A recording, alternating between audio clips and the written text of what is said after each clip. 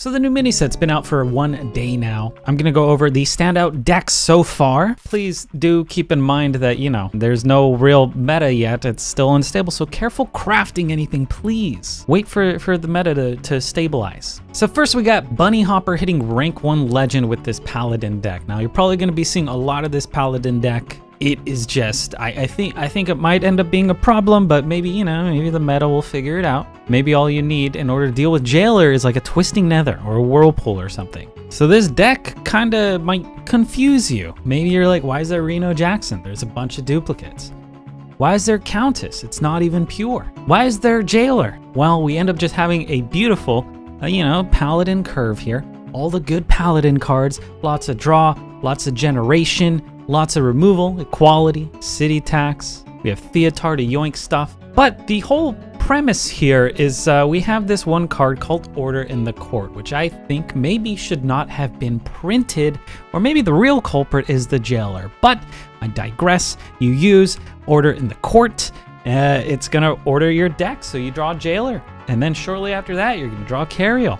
Then you're gonna draw Leviathan and Countess. And guess what? Jailer destroys your deck, right? So if you got Countess in your hand and there's no cards in your deck, then guess what? Your deck has no neutral cards. That means Countess is gonna put 3 legendary minions in your hand, and you'll just be able to throw those out of your pants whenever you want to, right? You'll be able to make 3 random legendary minions that are also immune. Plus you're gonna have Cariel, you're gonna be taking half the damage. Plus, maybe by the time you've played Jailer, you've also drawn your Reno, which means you're going to be able to heal up to full. So, yeah, you don't slam the Jailer immediately after you reshuffle your deck. You get him, you get Cariel, maybe you get Countess, maybe you get Reno.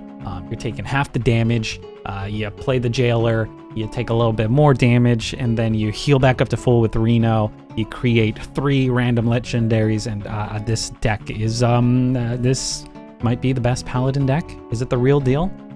I don't know. Is some sort of pure Paladin going to be better? Who knows? But right now, this deck is absolutely crushing it. Let's see if it continues to do so. Next deck I want to talk about here is a Ramp Druid by Casey. He says he climbed from 200 to 20. That's quite a climb. And we could see this proven track record against good players here. This deck, I mean, it kind of just looks like a normal Ramp Druid. We got the Oracle of Elune here. We have the Naga Giants, which means if you discount these, the Oracle will be making you play 2 at a time, so you get just tons of Giants. You have Onyxia for tons of removal. You got Denathrius, which you can juice up with the Onyxia, with all the whelps you get from Topior, with the Scales of Onyxia. We also have Sylvanas in here, which can yoink a card. Very easy to infuse when you have all these little tokens. We also have Jailer. Maybe you plop down the Jailer, and then maybe after that, you go Oracle and play the Naga Giant, and then you're gonna have a bunch of immune Giants on the board. Or maybe you play Jailer, and then you play Denathrius. It's gonna be huge, sucking to the board, and then also all your minions are gonna be immune. So he'll just constantly be able to hit and heal, and yeah, just a ton of removal. We got Guff in here to ramp up, you know, because Guff is just great. Did get nerfed, but still really good. And we got Ibis. Imagine playing, you know, Jailer and then dropping down an Ibis, a massive immune Ibis.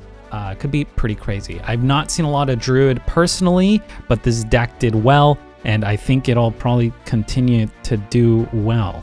But again, who knows? It might be total butt cheeks. Next up, we have a Beast Hunter, an XL Beast Hunter by Jimin? This person, and they did pretty well. And we all knew Beast Hunter was really good. Even a Rat Hunter popped up that was doing quite well, but I think kind of fell off, but it was still kind of fun. Maybe I'll go over that. But this is essentially just Big Beast Hunter. But we have some exciting things in here. Well, I guess one exciting thing, we got Nathanos here. Nathanos, the 6-mana 5/4.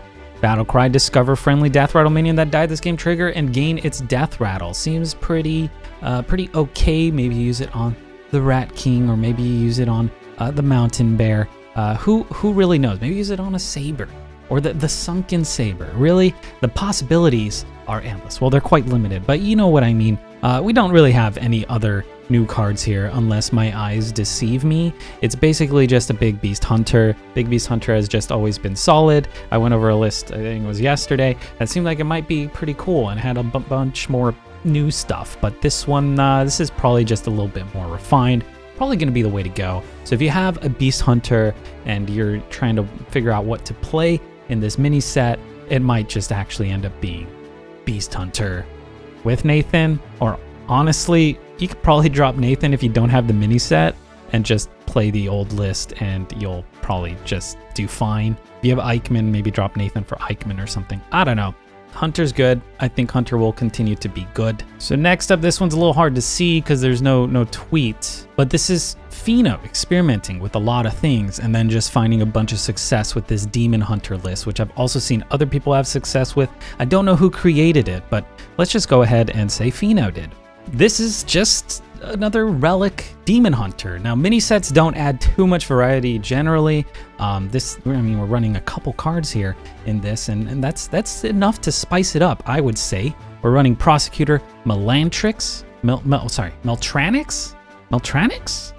Anyways, this card's really good. It kind of just botches your opponent's next turn. It's just, they can't really do anything. His battle cry is a little bit busted unless your opponent's lucky, or, you know, maybe they somehow played around this.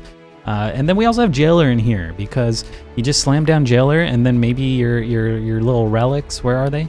Your phantasms, maybe these are big boys, and yeah, you just summon a couple big boys for cheap after you've slammed the Jailer, and then easy win from there. This deck was just really good in the past without the mini set, and I think it's gonna get a little bit better. We'll see if Jailer sticks around. I think it might, but Meltranix is probably just going to be a staple in most Demon Hunter decks, I think, except for like hyper aggro ones. But yeah, you just you get all these relics out. You have the nice discounted relic vault, nice buff to this card recently. You have Zymox, which just fills the board up. All these huge threats, some nice AoE with Topple the Idol since you have expensive minions, nice draw with Relic of Dimensions, nice removal with the flanking, and yeah, this deck is probably really good and probably going to continue to be good. Now for the fifth deck, I think the title of this video says there's 5 decks. I'm going to talk about this Shadehound Rats list. Maybe you're seeing it, maybe it's in, I don't know, not legend ranks. It was definitely popular for the first few hours that the mini set came out, and everyone was losing their minds, thinking this was busted. You know, maybe a little bit of exagerado there, but we got Shadehound Rat Hunter. I think Pheno also made this one. I don't know. But you put a bunch of rats on the boards with your rats of extraordinary size. Maybe you use your Sendori Scent Finder. Maybe your Rodent Nest. You get all these rats, they die. They infuse the Shadehound, which is infused with beasts. And then your Shadehound, you know, if you leave a few 1/1 rats on the board, it rushes, slaps them, turns them into 3/3 rats. Massive rats. And then you just you whittle your opponent down.